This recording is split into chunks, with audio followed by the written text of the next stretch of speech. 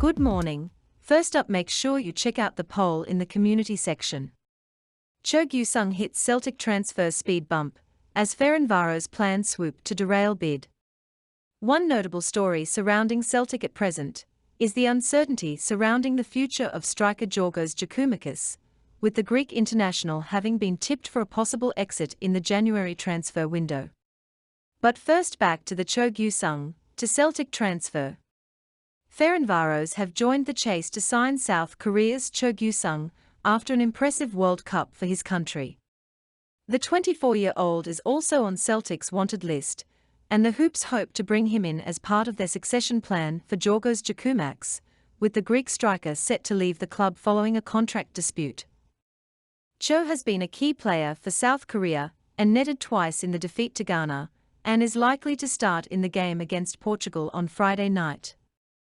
Ange Postecoglou is in the market for a new striker, and had already planned to make moves for one in January, but the additional issues surrounding Giorgos Giakoumakis have led to a further need for him to widen his search in January.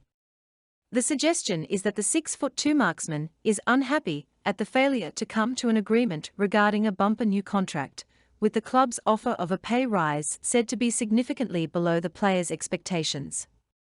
The 11-cap gem had initially joined the Glasgow side back in the summer of 2021 for a reported fee of around £2.5 million, having caught the eye after scoring 29 goals in what was a stunning campaign the year prior for Dutch outfit VVV Venlo.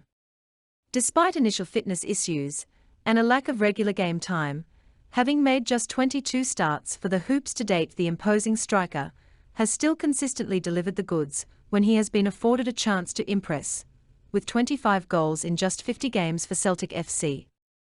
That includes a haul of 8 goals in 21 games so far this season, with the £12,000 per week menace now set to leave a notable void in Ange Postecoglou's side if he is to depart in the near future. While there has been talk of a new centre-forward addition coming through the door in the winter window, Celtic FC could also help to replace Giakoumakis' impact by unleashing Ben Quinn on the first team, with the 18-year-old has been in sparkling form in the youth ranks of late.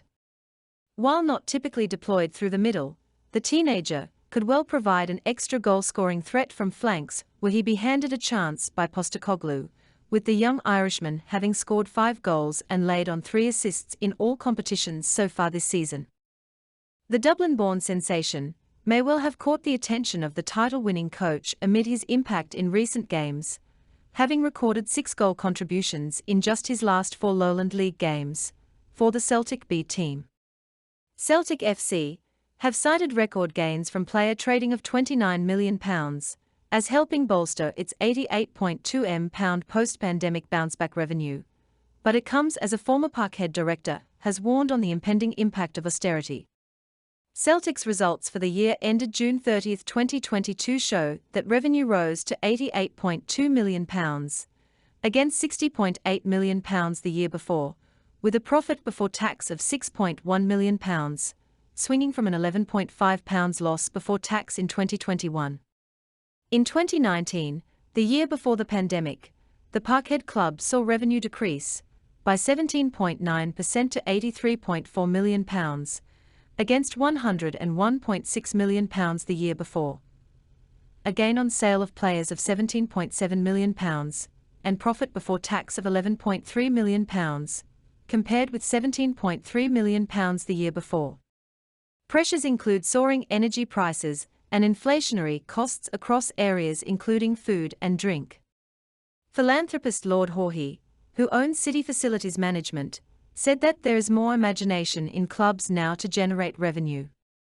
He said, "I would say overall that Scottish football is in a favourable place, but obviously it is what the austerity is going to bring and what that is going to mean, maybe to sales of merchandise. So that is the thing that clubs will be worried about." Right, one last thing, the question of who would succeed Ian Bankier as Celtic chairman still has not been answered. All eyes are on the London Stock Exchange to find out who exactly will be our next chairman.